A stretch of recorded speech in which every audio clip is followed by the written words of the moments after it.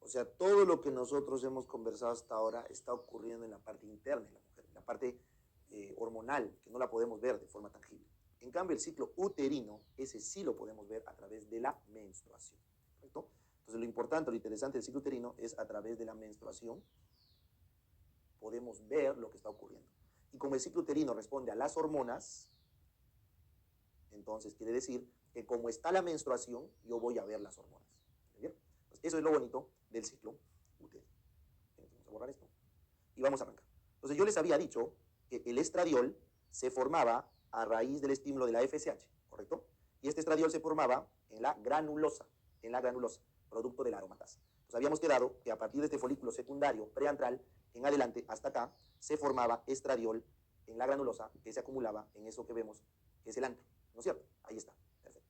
Luego habíamos quedado que cuando había un pico de producción de estradiol, porque habíamos llegado al folículo más desarrollado con un máximo estímulo de FSH, ese pico de estradiol generaba la liberación de LH y eso ocurría o generaba la ovulación. Como ven, este pico de estradiol inevitablemente nos lleva a la ovulación 36 horas después, les dije, ¿verdad? Entonces, como claramente se rompe el folículo de Graf, todo este licor que está llenito de estrógeno se pierde, se echa a perder en el peritoneo. Entonces, el estradiol cae de forma brusca. ¿No es cierto? Y también dijimos que la LH, voy a usar un verde más oscuro, la LH había luteinizado a las células de la granulosa, ¿no es cierto? Y de la teca, para que empiecen a producir, ¿qué cosa? Progesterona. Por eso puedes ver acá que la progesterona empieza a aumentar su producción en mayor cantidad, ¿correcto? Ahí está, hasta llegar a un pico de producción al séptimo día de la luteinización, ¿no es cierto? Al séptimo día de la luteinización.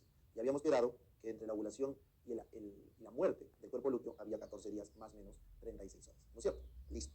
Entonces, eso es la forma como las hormonas responden al ciclo ovárico que les dije. Ahora, si es que se muere, acá el cuerpo lúteo ya no lo tenemos, ya no hay cuerpo lúteo. Entonces, ¿qué es lo correcto? Lo correcto es que tanto la progesterona como el estrógeno caigan.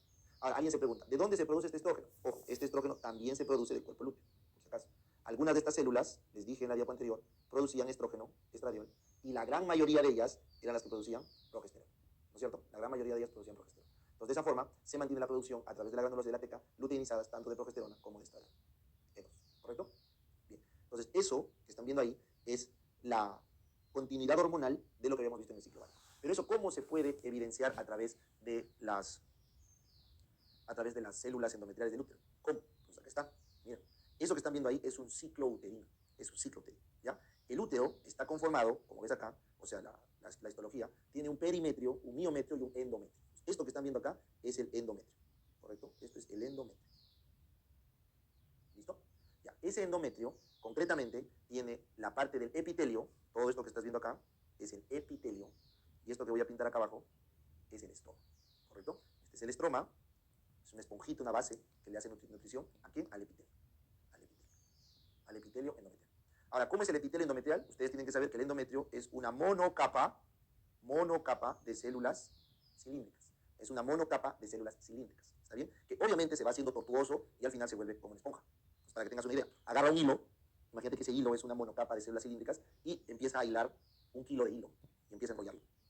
Eso que estás viendo ahí es el desarrollo tortuoso de estas células endometriales de monocapa. ¿Ya? Muy bien. Entonces, cuando esto se desarrolla, se llega a tener claramente dos partes en este endometrio. Lo voy a pintar o subrayar con color celeste. Esto que estoy pintando acá, de color celeste, hasta el fondo, viene a ser la capa basal. La capa basal, porque está formado por células pluripotenciales que se pueden multiplicar, son células madre, mejor dicho, que se pueden multiplicar para generar más células endometriales. Esta es la capa basal. ¿Ya? Esa capa basal está irrigada por unas arteriolas conocidas como arteriolas rectas, ¿correcto?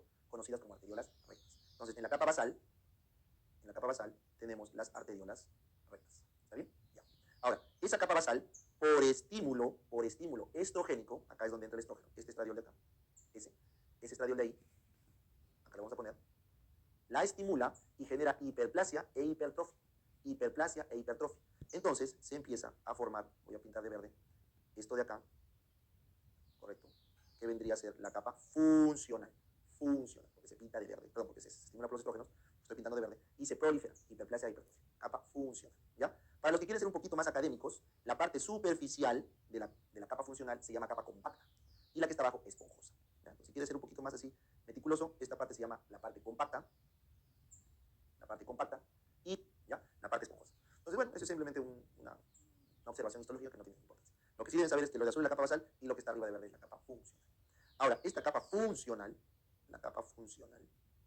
por estímulo de la progesterona, sus arterias se vuelven espirales. Pero ojo, la progesterona recién aparecía en este momento. La progesterona aparecía al final, o sea, de la segunda mitad.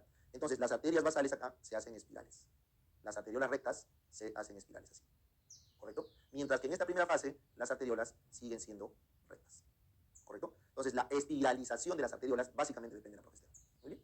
Ahora, si tú te das cuenta, ocurre algo en este momento,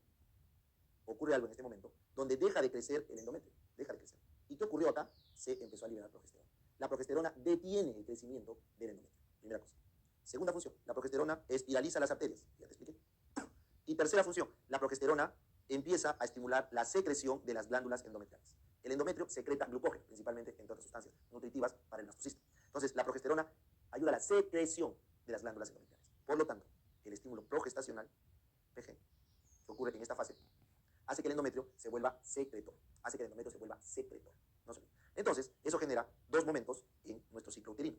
La fase proliferativa, dependiente de estrógenos, y la fase secretora, dependiente de progesterona. ¿Ya?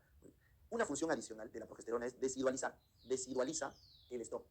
Lo desidualiza. ¿Qué es desidualizar? ¿Qué es desidualizar? Desidualizar es lo ablanda, lo corta los enlaces de colágeno para que esté blandito. ¿Para qué está blandito? Para cuando venga la implantación. Entonces la progesterona desidualiza este estrógeno, lo hace blandito. ¿Ya? Esa es su función. Obviamente, con el tiempo, no es inmediato. Pues para eso requiere que persista el cuerpo lúteo para poder desidualizarlo bien. ¿Listo? Correcto. Entonces, ¿qué ocurre si es que nunca llega un blastocisto a implantarse? Porque no ha habido embarazo. Entonces, simplemente, el cuerpo lúteo en 14 días dijimos que muere.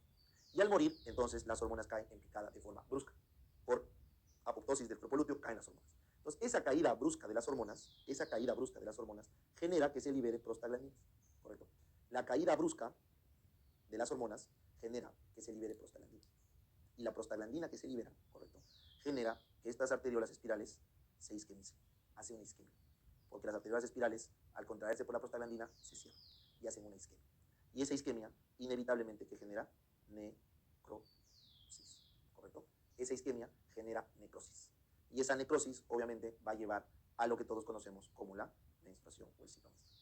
Entonces, la menstruación no es más que la necrosis del endometrio funcional debido a la isquemia aguda por la contracción de las arteriolas espirales debido al aumento de prostaglandinas que se liberaron por la caída brusca de las hormonas tras la muerte apoptótica del cuerpo. Esa es la definición fisiológica correcta de una menstruación.